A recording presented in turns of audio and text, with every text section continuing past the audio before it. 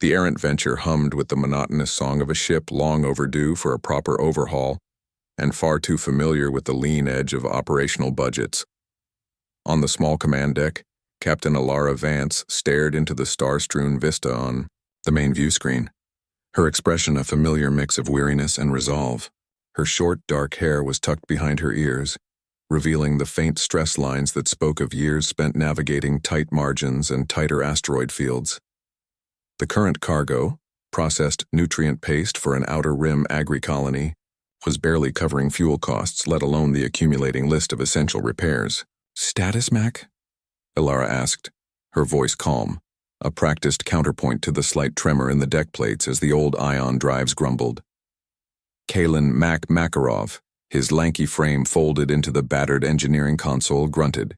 His grease-stained fingers danced across holographic diagnostic screens, coaxing reluctant systems into compliance. "She's holding, Skipper. Just..." The gravitic compensator on panel 3 is whining like a Krellian mud pup, and the primary coolant loop is about as efficient as a politician's promise. "But we'll make it to Port Xylan. Eventually."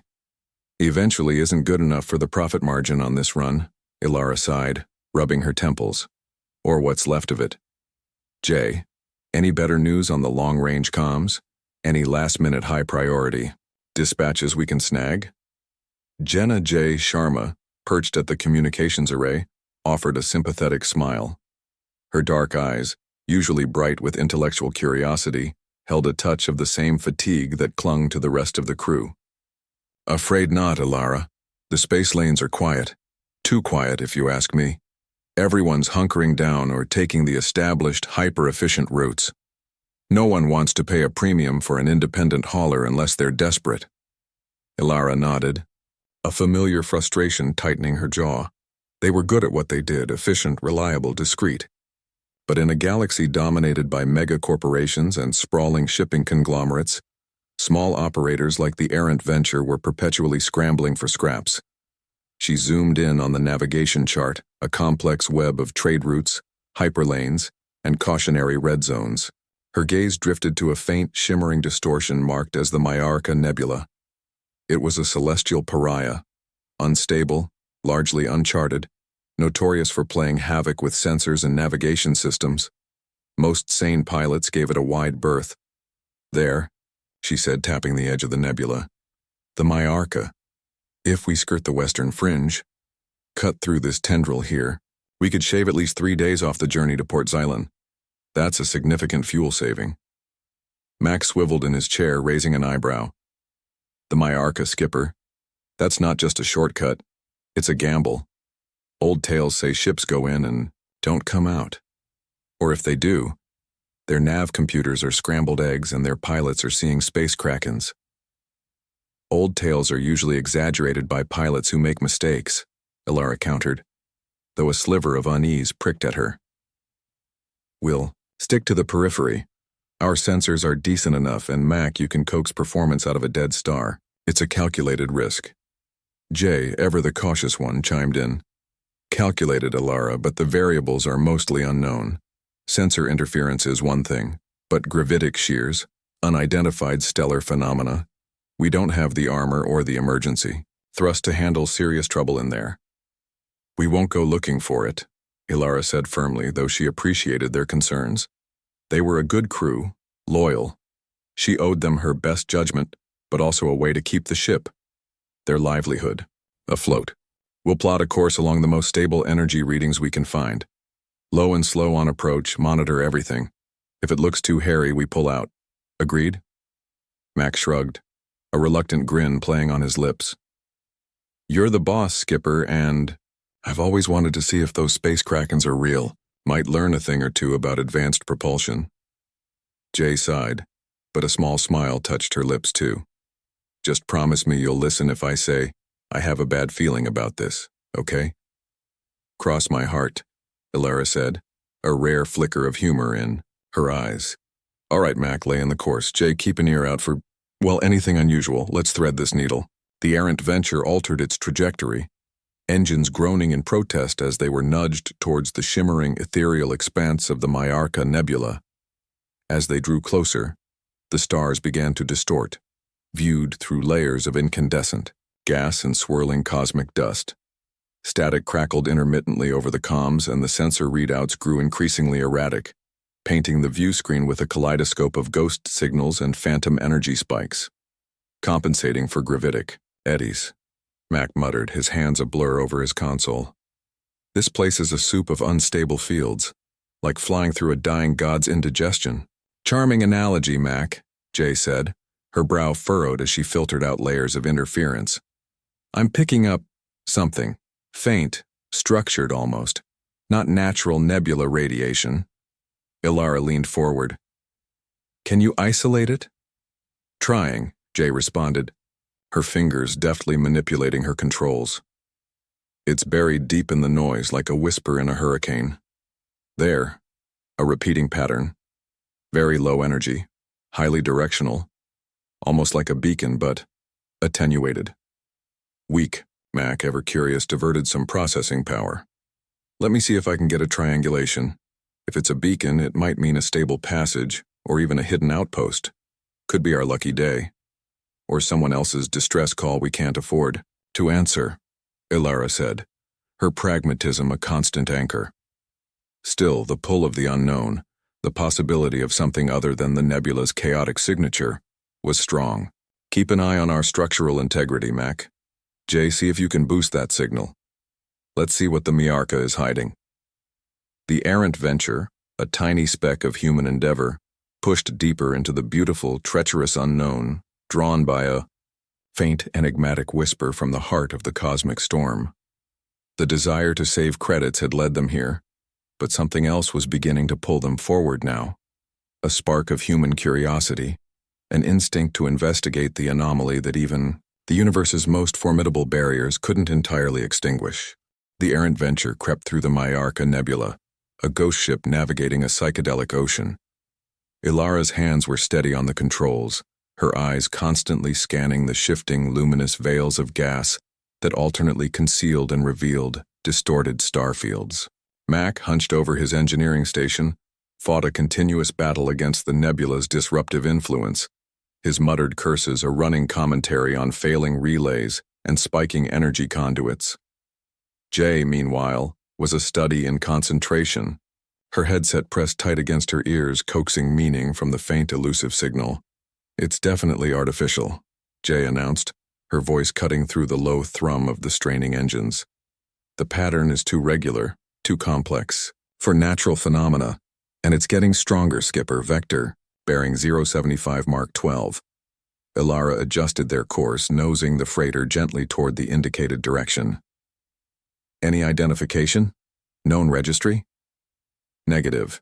It's not a standard galactic beacon frequency. It's subtle, almost like it's designed not to be easily found but to be recognizable if you knew what to listen for, or if you stumbled upon it by accident. Mac grunted, wiping a bead of sweat from his brow with the back of a grimy hand. Like us. Joy. The journey was tense. Several times, unexpected gravitic waves buffeted the small ship, sending shudders through its aged frame. Mac performed minor miracles, rerouting power, patching failing systems with inspired improvisation, and somehow keeping them from being torn apart or sent tumbling into the deeper, more volatile regions of the nebula. Then, through a thinning curtain of emerald and sapphire gas, it appeared.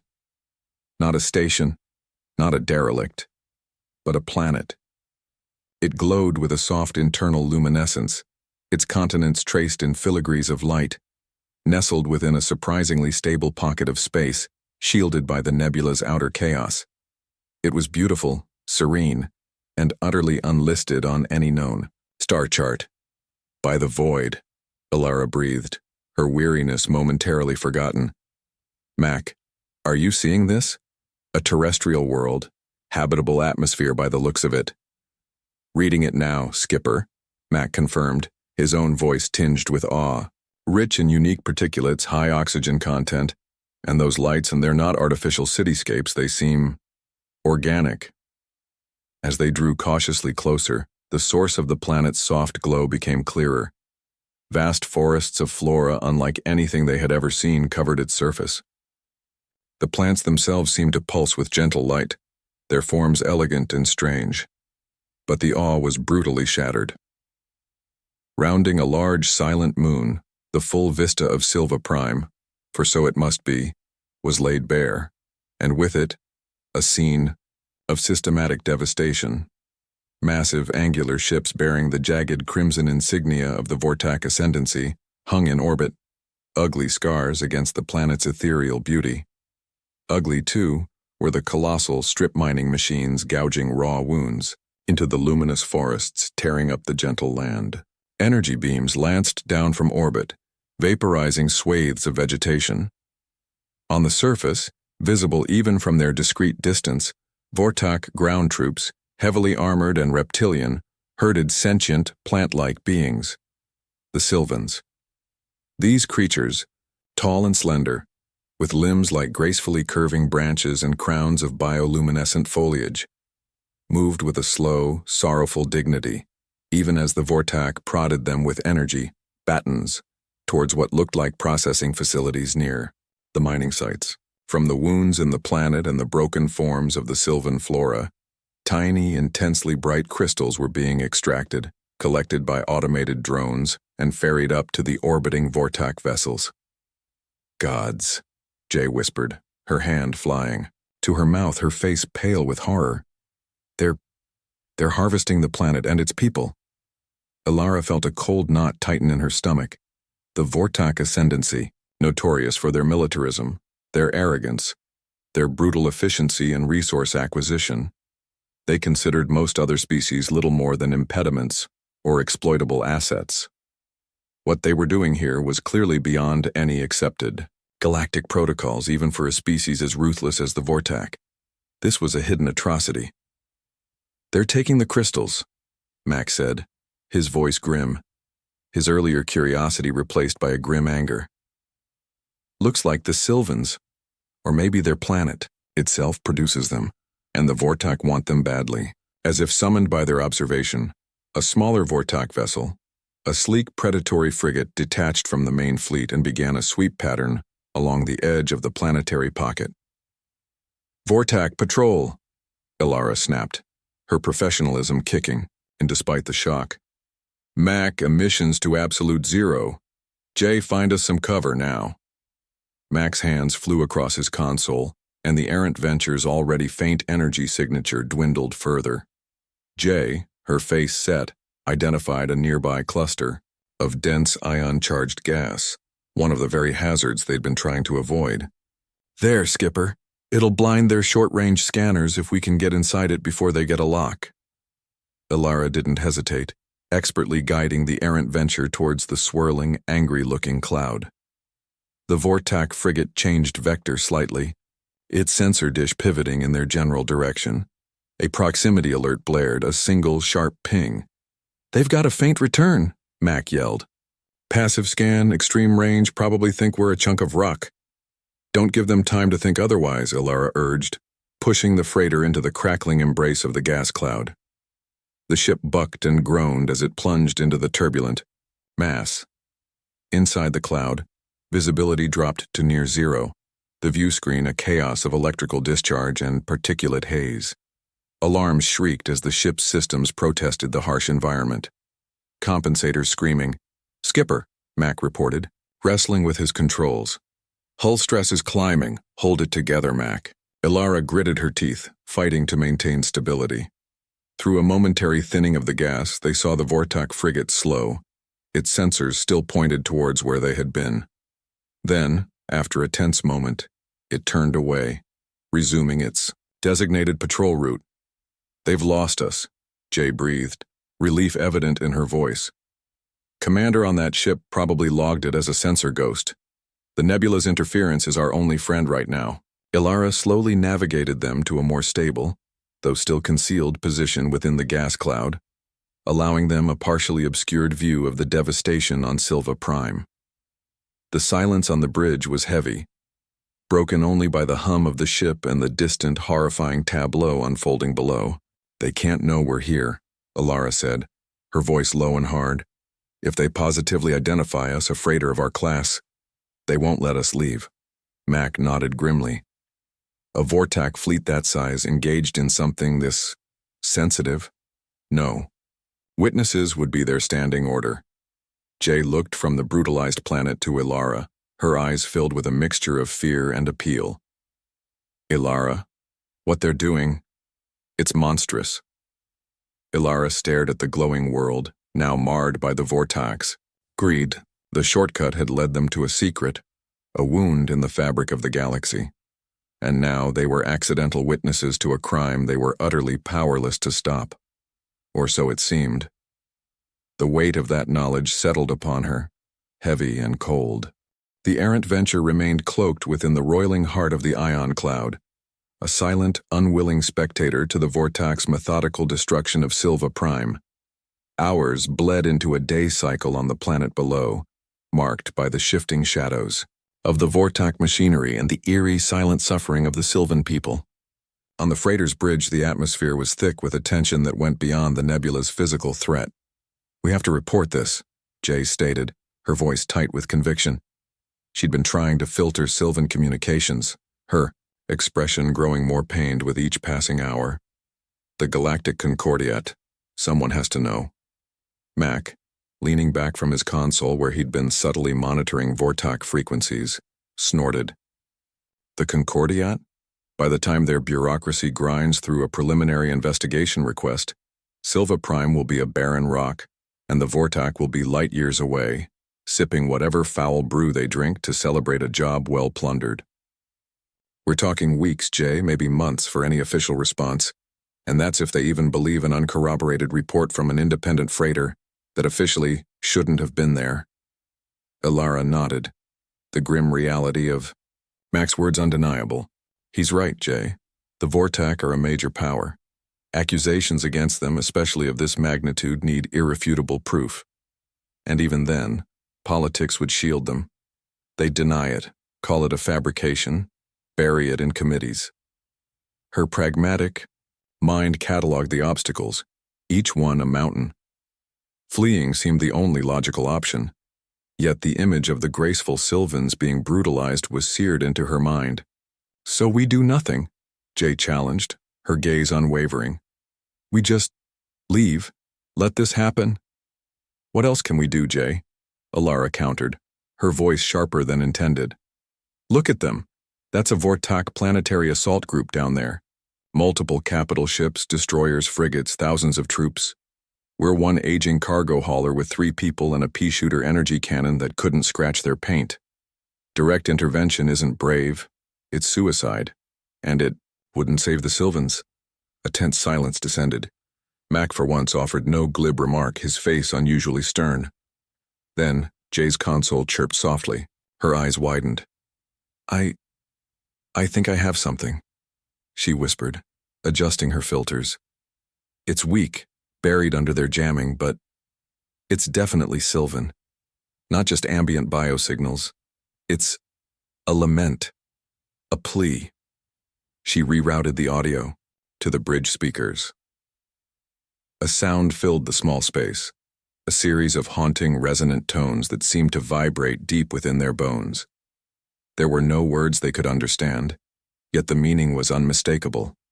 A profound expression of sorrow, of loss, of fear, and an undeniable desperate cry for help cast out into the uncaring void. It was the sound of a gentle people facing annihilation. The lament washed over them, stripping away the layers of pragmatic argument and cynical realism. Elara closed her eyes, the mournful sounds echoing the growing ache in her own chest. Mac stared blankly at his console, his usual technical detachment fractured. When the transmission faded, Jay looked at Elara, tears welling in her eyes but her voice firm. "We can't be the only ones who hear that, Elara. Even if it's just us, we heard it. Doesn't that count for something?" Before Elara could respond, Mac spoke, his voice uncharacteristically subdued. "While you two were having your ethical debate, I was listening to the Vortaak chatter. Managed to snag some unencrypted low-level comms during that patrol's near pass. The officer in charge of this whole desecration is a Commander Krell. Ambitious, by the sound of it. pushing his crews hard, demanding faster extraction rates. Seems he's got a quota to meet, or maybe he's just a particularly nasty piece of work. Typical Vortaak, but with an extra dose of arrogance. He paused. They're also incredibly reliant on standardized tactical doctrines, very by the book, centralized command. Krell makes a decision, everyone jumps. Not much room for initiative down the ranks. Elara opened her eyes, the Sylvan lament still echoing in her mind, now juxtaposed with Mac's assessment of their enemy, an enemy with potential weaknesses, however slight. Arrogance. Rigidity. She looked at Jay's impassioned face, then at Mac's thoughtful frown. These two were her crew, her responsibility. Taking them into the nebula was her decision. What happened next also had to be her decision. The logical part of her brain screamed to run to survive, to report from a safe distance and hope for the best. But the Sylvan lament, that raw pain, had touched something deeper, something fundamentally human. No, Elara said, her voice quiet but resolute, cutting through the lingering sorrow. It does count for something, Jay. We heard it. She turned to Mac. And arrogance, Mac? Rigidity? Those can be exploited. A spark of the old Mac returned to his eyes. Exploited how, Skipper? We still don't have the firepower to tickle one of their destroyers, let alone Krell's command ship. We're not going to fight them head-on, Elara said, a nascent idea, fragile but persistent, beginning to form. If the official channels are too slow, too compromised. Maybe there are unofficial ones. She looked at the image of Sylva Prime, at the Vortaak ships, like predatory insects on a dying flower. They're operating in secret for a reason. They don't want this known. What if we can't stop them ourselves? But we can make sure the galaxy sees what they're doing. Jay's expression shifted from despair to a dawning hope. You mean, expose them? Elara nodded slowly. It's a long shot. More than a long shot. It's incredibly dangerous. But just running away. She shook her head. The Errant Venture might be old and we might be small, but we're not going to be cowards. We can't save them all. Maybe we can't even save many. But we have to do something. The decision hung in the air, heavy with unspoken risks. They were no heroes, just ordinary people running ordinary cargo. But they had stumbled into an extraordinary horror, and their shared conscience, that stubborn spark of human empathy, refused to let them simply turn their backs. The weight on Elara's shoulders shifted, from the burden of potential failure to the imperative of action. They might be accidental witnesses, but they were about to become very deliberate participants. The commitment to act, however audacious, settled a new kind of tension onto the Errant Venture's bridge. Fear remained, a cold undercurrent, but it was now overlaid with a focused determination. Elara, Mac, and Jay, three ordinary humans in an extraordinary predicament, began to strategize. All right, Elara began, pulling up a schematic of the Vortaak deployment around Sylva Prime based on their limited observations. Direct confrontation is out. Rescuing Sylvans directly, the risk of getting caught and making things worse for them is too high. So, exposure is our primary weapon. The Galactic Truth Syndicate, Jay said immediately. They're an independent news organization, fiercely neutral, with a reputation for deep investigations and protecting their sources. If anyone can get this story out and make it stick, it's them. They have encrypted drop points scattered throughout the denser networks. Mac nodded thoughtfully, tapping a stylus against his chin. Good choice. They've embarrassed more than one galactic power, including a few Vortaak rivals. But getting a message to them from here, that's the trick. The Vortaak will have this whole pocket locked down with localized sensor nets and communication. Jamming. Any broad-spectrum transmission powerful enough to break through their interference will light us up like a nova. So we don't use a broad-spectrum transmission, Elara mused. We need something targeted, something that can slip through the cracks. And we need proof, Jay added. Irrefutable proof. Our testimony alone won't be enough against the Vortaak denial machine. We need visuals, data, something from their own systems if possible. Mac's eyes lit up, a familiar spark of inventive mischief igniting within them. Their own systems, you say? Now that's an idea I can get behind. He swiveled to his engineering console, holographic schematics blooming around him. Commander Krell is arrogant, running a tight, efficient operation. Efficiency often means standardization. Their data networks, their local relays, they'll be standard Vortaak military tech. Probably with standard Vortaak security protocols, which I might have studied in my misspent youth. Elara raised an eyebrow. Misspent youth, Mac? Let's just say I had a knack for understanding how things worked, even things that weren't supposed to be understood by outsiders, Mac said with a grin. I'm thinking a data leech, a small, stealthy drone. We get it close enough to one of their peripheral data relays. Maybe one on an orbiting satellite, or a less guarded comms buoy servicing the ground operations. It latches on, slices through their local security, and downloads operational logs, visual recordings, anything incriminating. A drone? Jay looked skeptical. Can you build something like that with what we have on board, and make it stealthy enough to avoid Vortaak detection? The Errant Venture is a treasure trove of spare parts and temporarily repurposed components, Jay, you know that, Mac said, already pulling up inventories. I can cobble together a small drone chassis, miniaturized gravitic impeller from the backup atmospheric sensor, optical suite from the emergency nav beacon, a microcore tap for power. The stealth will be the tricky part, but their focus will be on larger ship signatures, not something the size of a space rat. And I'll coat it with the same sensor-dampening paint I used on that faulty exhaust port last month. Elara considered. The plan was audacious, bordering on reckless, but it had a certain mad genius to it that felt like their only real option. How close would we need to get to deploy this space rat? Mac zoomed in on their tactical display of Sylva Prime. There's a comms relay satellite here, he pointed, on the far side of the planet from Krell's command ship, servicing a cluster of automated mining extractors. Patrols are lighter there. It's considered a low-priority sector. We'd still need to get well within their sensor perimeter, though. Jay, meanwhile, had been studying the Vortaak patrol patterns she'd been meticulously logging. There might be a window, she said slowly, her finger tracing a route on the display. Their long-range sensor sweeps have a tiny repeating blind spot as two patrol routes momentarily diverge near that sector. It's less than 2 minutes long, caused by a slight calibration delay in their network synchronization. An oversight, likely deemed too minor to correct given the nebula's general interference.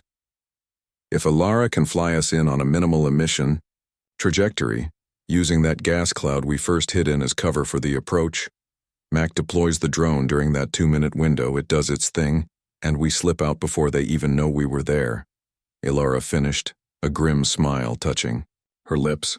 It's risky. One miscalculation, one unexpected deviation in their patrols is what makes it fun, Skipper, Mac said, already sketching drone designs. High stakes, high reward. The data it gathers will be raw Vortaak operational files, Jay mused. We'll need to package it with our own recordings of the Sylvan distress calls. Maybe a quick visual sweep of the planet if we can get it safely to provide context. Make the Syndicate's job easier and the Vortaak's denial harder. Elara nodded. All right. Mac, focus on that drone. Make it fast, make it quiet, and make sure it can download a hefty chunk of data. Jay, refine that timing for the approach and withdrawal. Pinpoint that blind spot to the second. I'll start plotting the flight path. We'll need to use every trick this old ship knows to stay invisible. The mood on the bridge shifted again. The weight of their decision was still there, but now it was channeled into a flurry of focused activity. Mac was soon surrounded by schematics and diagnostic tools, cannibalizing components from non-critical systems with the focused intensity of a master craftsman. Jay pored over sensor logs and temporal data, her calculations precise and intricate. Elara, meanwhile, began the complex task of charting a course through the treacherous nebula that would bring them to the threshold of the Vortaak stronghold, unseen and unheard. They were no longer just accidental witnesses. They were conspirators, plotting a daring act of informational sabotage.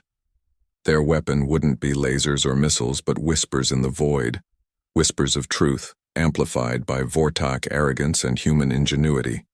hopefully loud enough to shake the foundations of a distant, brutal operation. The Errant Venture was preparing to dance with the devil in the pale moonlight of the Myarrka Nebula. The Errant Venture moved like a phantom through the glowing, treacherous veils of the Myarrka Nebula. Every system that wasn't essential for stealth or life support was powered down. The bridge was dim, illuminated only by the soft glow of essential displays in the eerie, shifting light filtering in from outside. Elara Vance piloted manually, her touch on the controls feather light, her gaze fixed on the multi-layered sensor display Jay was feeding her. "Approaching waypoint Delta," Jay murmured, her voice barely above a whisper. "Patrol Gamma 7 is on its outbound leg. Patrol Epsilon 4 is 2 minutes from its predicted turnover point. Our window opens in T-3 minutes." "Copy that," Elara replied, her knuckles white on the yoke.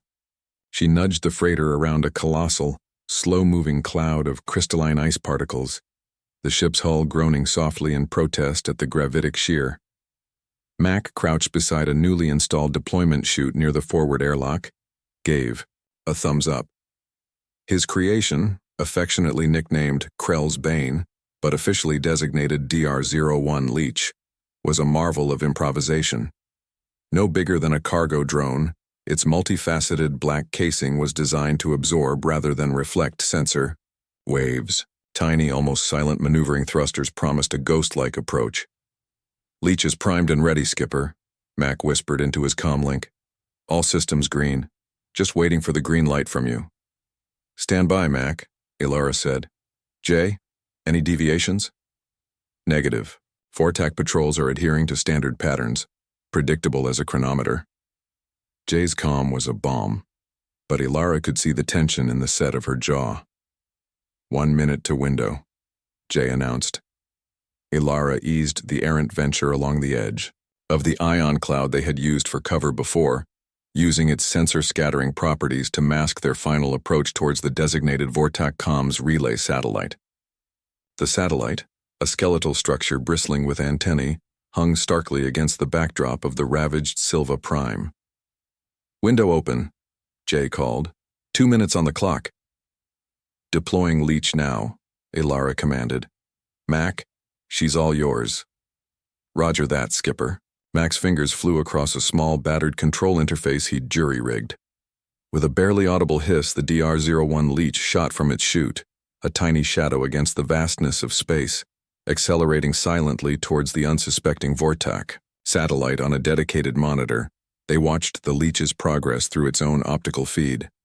The satellite loomed larger.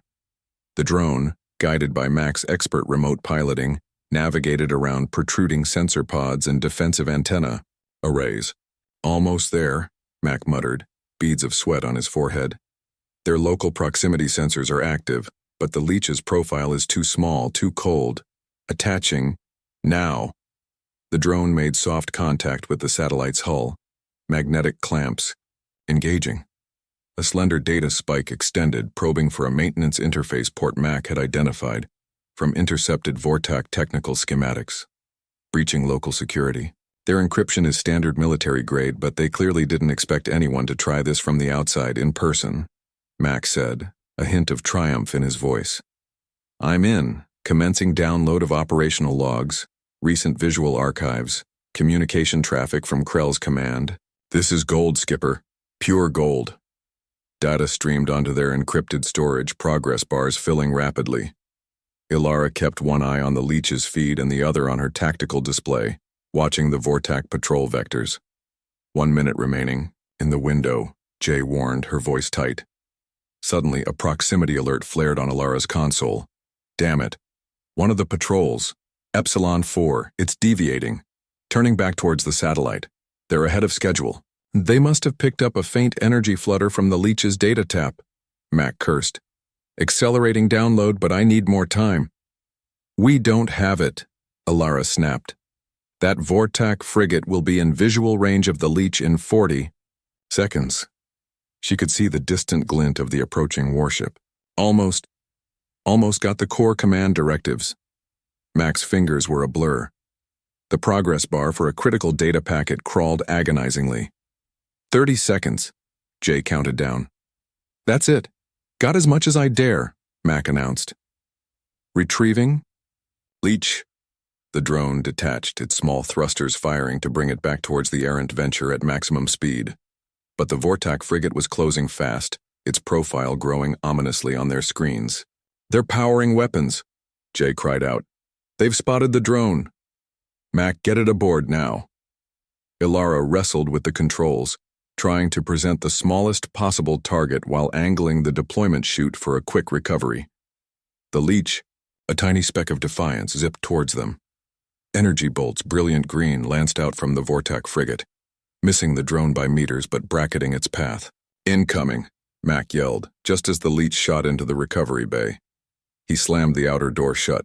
Drone secure. Strap in, Elara shouted, pushing the Errant Venture's engines far beyond their safety limits. The old freighter shuddered violently as she threw it into a desperate evasive maneuver, diving back towards the densest part of the ion cloud. The Vortaak frigate, now clearly alerted, surged after them, firing relentlessly. Green energy bolts sizzled past their cockpit, close enough to make the ship's hull resonate. On the Vortaak frigate's bridge, a stern-faced sub-commander watched the erratic human freighter disappear into the nebula's interference. Report. Target. Vanished into the ion cluster, sub-commander. Small vessel, unconfirmed class. We detected a micro-drone detaching from the comm satellite moments before. Minimal energy signature.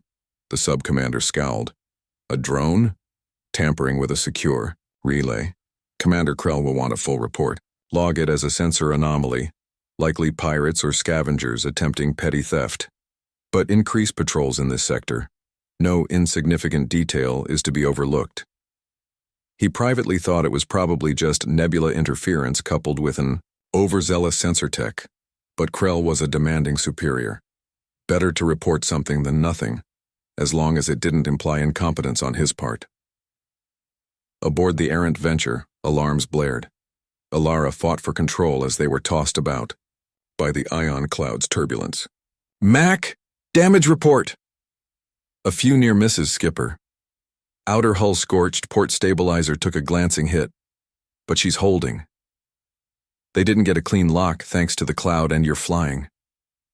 Panting, Elara finally brought the ship to a semblance of stability deep within the crackling chaos. Jay, are we clear? Jay, gripping her console, let out a shaky breath. For now, they're not following us deep into this soup. Looks like they've resumed their patrol, but they're definitely more alert. Silence, then, broken only by their ragged breathing and the pinging of cooling systems. Mac leaned back, a wide, triumphant grin spreading across his grimy face. He held up a data chip. Well, folks, he said, his voice brimming with excitement, I do believe we just poked the Vortaak dragon in the eye and snatched one of its gold teeth. Elara allowed herself a small, weary smile. They had the data. The key. Riskiest part of their plan was over. But the Vortaak were now aware that something had happened. Their narrow escape was a stark reminder of just how precarious their situation remained. The nebula dance was over, but the real performance was yet to come. Retreating deeper into the labyrinthine passages of the Myarrka Nebula, the Errant Venture found a temporary sanctuary within a hollowed-out asteroid, its irregular rotation providing an extra layer of sensor confusion. The atmosphere on the bridge was a potent cocktail of adrenaline, exhaustion, and a nervous, hopeful energy. Mac, despite the close call, was already hunched over a console, eagerly decrypting and analyzing the stolen Vortaak data. This is even better than I hoped, Mac announced after a few hours of intense work, his eyes gleaming. Operational logs, supply manifests, visual recordings from their ground operations, and Krell's private comm logs to his adjutant. It's all here. The brutality against the Sylvans is explicit. He's not just meeting quotas. He's exceeding them by a horrific margin, likely skimming a personal share of the highest-grade crystals. This isn't just an unauthorized resource grab. It's gross misconduct even by Vortaak standards, especially if it risks wider galactic exposure. Jay, who had been meticulously compiling their own sensor logs and the haunting Sylvan distress calls, nodded grimly. That will make our package to the Galactic Truth Syndicate even more damning. It's not just the Vortaak being Vortaak. It's a specific commander going rogue for personal gain, creating a scandal the Ascendancy leadership can't easily sweep under the rug without looking incompetent or complicit. Exactly, Elara agreed. It gives them an out, a scapegoat, which makes them more likely to act to contain the damage once the news breaks. She looked at her crew, a sense of pride warring with her innate caution. You both did incredibly well. Now, for the final act, getting this out there. Mac gestured to another set of schematics on his screen. Standard burst transmission is out, too traceable, even encrypted. But I've been thinking, the Myarrka Nebula isn't just a shield. It can be a conduit if you know how to use its eccentricities. There are several unstable gravitic lenses and pockets of intense radiation scattered throughout. If we bounce a highly compressed, tightly focused signal off a sequence of these phenomena, like a ricochet shot, we can make its origin point virtually untraceable. It's an old smuggler's trick, amplified. The signal will degrade slightly, with each bounce. But if the Syndicate's listening posts are as good as they say, they'll pick up enough to reconstruct the core data packet. Complex, Jay mused, studying the proposed trajectory. And it requires precise timing and navigation to hit those bounce points correctly while we're still inside the nebula. Which is where you come in, Jay, Mac said. And you, Skipper, to fly us through that celestial pinball machine. As they began the intricate preparations for the broadcast, a new, more immediate threat emerged. Skipper, Jay said, her voice suddenly tense. I'm picking up a Vortaak signature, long range, a destroyer. It's not on a standard patrol, it's sweeping methodically, heading into this asteroid cluster. Elara's blood ran cold. Krell. He might have dismissed the drone incident as petty thieves, but he's not stupid. He's checking, and a destroyer has much better deep scan capabilities than a frigate. We need to transmit now, Mac urged, his earlier exuberance gone, replaced by grim urgency. It's our only chance before they stumble on us. The next hour was a blur of frantic activity. Mac finalized the signal compression and the ricochet sequence. Jay plotted their escape route from the asteroid field, one that would hopefully take them clear of the destroyer's search grid, while providing the necessary angles for Mac's broadcast. Elara prepped the Errant Venture for what would be its most demanding flight yet. Destroyer is entering the asteroid field ETA to our position 20 minutes, maybe less if they get lucky with their scans, Jay announced, her knuckles white on her console. Signal packet ready for transmission, Mac declared. Routing it through the main navigational array for focused burst. It's now or never, Skipper. Do it, Mac, Elara ordered. She eased the Errant Venture out of their hiding spot, the ship's engines at a low rumble. The Vortaak destroyer was a menacing icon on their tactical display, slowly but surely closing in. Broadcasting sequence initiated, Jay called out. First bounce point acquired, signal transmitting, now. A barely perceptible shimmer left the Errant Venture's main array. Signal away, Mac confirmed. Tracking, first bounce successful, second bounce successful, it's on its way. Good, Elara gritted out. Now let's get the hell out of here. Jay, give me that escape vector. As if on cue, the Vortaak destroyer's icon on the tactical display flared red. They have us, Jay cried. Direct sensor lock. They're accelerating. Push. The engines to maximum, Mac, Elara yelled, throwing the Errant Venture into a hard turn, dodging between massive, tumbling asteroids. Jay, find us the densest part of this nebula ahead. The old freighter screamed in protest, its frame vibrating under the immense G-forces. Behind them, the Vortaak destroyer, a far more powerful and agile ship, began to gain. Bright lances of energy fire erupted from its forward batteries, vaporizing asteroids perilously close to their stern. They're bracketing us, Mac shouted over the roar of the engines and the shriek of alarms. Hull integrity dropping. I see it. Elara was focused, her mind a razor-sharp instrument, processing trajectories, energy readings, and the chaotic dance of the asteroids. Ahead lay a particularly violent-looking region of the nebula, a maelstrom of electrical storms and gravitic anomalies that no sane pilot would enter. There. That's our exit. "Skipper, that's a Class 9 ionic storm," Jay protested. "It'll tear us apart." "A destroyer can't follow us in there," Elara countered. "It's too large, its shields won't hold against that kind of sustained chaos. Mac, can our old girl take it even for a few minutes?" Mac, wrestling with damage control, gave a grimace that might have been a grin. "She wasn't built for it, Skipper, but she's full of surprises, give her hell." With a defiant roar from its overworked engines, the Errant Venture plunged into the raging heart of the ionic storm. The view screen became a blinding chaos of white-hot energy discharges. The ship bucked and pitched violently, alarms screaming a symphony of impending doom. Elara fought the controls with every ounce of her strength and skill, navigating by instinct as much as by her failing instruments. Behind them, the Vortaak destroyer commander, observing the small freighter's suicidal plunge, hesitated. His ship was powerful, but the core of that storm was a shipbreaker. "Target has entered the primary storm core," his tactical officer reported. "No vessel of that size could survive those conditions for long. It is presumed destroyed." The commander scowled, an untidy end, but Krell would be satisfied that the anomaly was neutralized. "Return to search pattern for any debris," he ordered, though he doubted they'd find much. Battered, sparking and barely holding together, the Errant Venture burst out of the far side of the storm cloud, its engines sputtering. Several external panels were missing and one of the landing struts dangled uselessly, but they were alive. And they were clear. Mac let out a whooping laugh, quickly stifled by a coughing fit from the acrid smoke filling the bridge. Jay was slumped in her chair, pale but with a look of fierce pride. Elara allowed herself a deep, shuddering breath. "Status? We're operational." "Barely," Mac gasped, running diagnostics.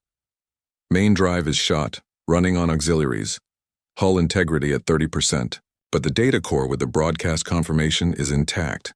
Message sent. And they think we're space dust." They had done it. They had broadcast their defiance, a small, desperate act of rebellion from the heart of a forgotten nebula. They were battered, broken but unbowed. The ripples of their actions were now spreading out into the vast galactic ocean. Weeks later, the Errant Venture was a study in controlled chaos, docked at the Last Chance station, a grimy, out-of-the-way repair and refueling depot frequented by those who preferred to remain beneath the notice of major authorities. The Myarrka Nebula's kiss had left deep scars on the freighter. Mac, with the help of some surprisingly skilled if tight-lipped station mechanics, was slowly coaxing life back into the ship's ravaged systems. Elara had traded the last of their legitimate cargo and a hefty portion of their meager savings for repairs and blessed anonymity. Jay spent her time monitoring the galactic infosphere, her expression a mixture of hope and trepidation. They were jumpy, still looking over their shoulders, but the immediate terror had faded, replaced by a weary vigilance. Then, one cycle, Jay let out a gasp, her eyes wide as she stared at her flickering datapad. "Elara, Mac, you need to see this." They crowded around her. Displayed on the screen was the unmistakable masthead of the Galactic Truth Syndicate. The headline blared, "Vortaak. Atrocity exposed, illegal harvesting and genocide on hidden world Sylva Prime." Below it, crystal-clear images, the ones Mac's drone had captured, showed Vortaak machinery tearing into the luminous forests, reptilian soldiers brutalizing the gentle Sylvans. There were snippets of Krell's damning comm logs, analysis of the unique bioluminescent crystals, and even hauntingly beautiful though heartbreaking recordings of what the Syndicate identified as Sylvan lamentations. The report was thorough, brutal and utterly undeniable. "They got it," Elara breathed, a profound sense of relief washing over her. "They actually got it all. And they're running with it hard," Mac said, a grin spreading across his face as he scanned the article. "Look at this. Links to corroborating evidence from anonymous Vortaak dissidents, condemnation from the Zelassian Protectorate, emergency debate scheduled in the Galactic Concordiat." Over the following days, the story exploded across the galactic networks. The Vortaak Ascendancy initially issued a flat denial, calling it defamatory propaganda. But the evidence was too compelling. the syndicate's reputation too solid. Other news outlets picked up the story. Rival powers sensing weakness began to posture. Whispers of trade sanctions and formal inquiries grew louder. Internally, the Vortaak Ascendancy was in turmoil. Commander Krell's unauthorized excesses, and more importantly, his catastrophic failure to keep the operation secret, had made him a liability. To save face and appease mounting internal and external pressure, the Ascendancy did what powerful, embarrassed entities often do. They found a scapegoat. A week later, a terse official statement from the Vortaak High Command announced that rogue elements under the command of one Commander Krell had exceeded their mandate in the Myarrka sector. Krell was publicly censured, stripped of his command, and recalled to face a military tribunal, a Vortaak euphemism for a career-ending disgrace, if not worse. Vortaak forces were officially withdrawing from Sylva Prime to allow for a full investigation by impartial observers, a strategic retreat dressed up as magnanimity. "They're pulling out," Jay said, reading a follow-up report. "The Syndicate has verification. The Vortaak ships are leaving the Myarrka Nebula." Her voice was thick with emotion. "It also says several galactic conservation and xeno-relief organizations are petitioning the Concordiat for aid and protected status for Sylva Prime and the surviving Sylvans." Elara looked out of the grimy station viewport at the distant, indifferent stars. Sylva Prime was scarred, its people grievously wounded.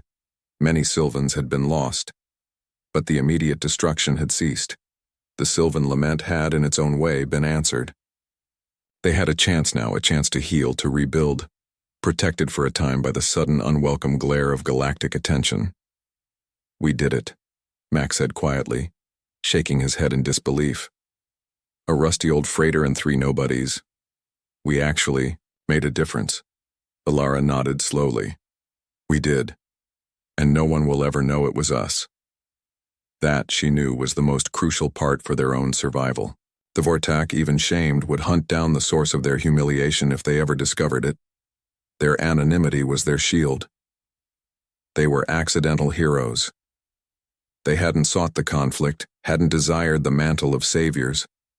They had stumbled into darkness and chosen, against all sensible odds, to light a small candle rather than curse the void. The Errant Venture, battered but not broken, would soon be ready to fly again, to disappear back into the vast anonymity of the galaxy, carrying its secret. Elara Vance, Kaylin Makarov, and Jenna Sharma would go back to hauling cargo, to scraping, by on the fringes. But something had changed within them. They had seen the worst, faced overwhelming power, and discovered a strength they hadn't known they possessed. Not a strength of weapons, but of conscience, ingenuity, and that stubborn, often underestimated, human refusal to simply stand by. The galaxy was vast and its injustices many. But for one small hidden world, a trio of humans on an old ship had tipped the scales, however slightly, towards hope. And in the quiet hum of the Errant Venture's slowly recovering engines, there was a new resonance. The quiet satisfaction of a job well done, a risk bravely taken, a whisper of defiance that had echoed across the stars. The Myarrka Gambit had been won, not with a bang, but with a broadcast.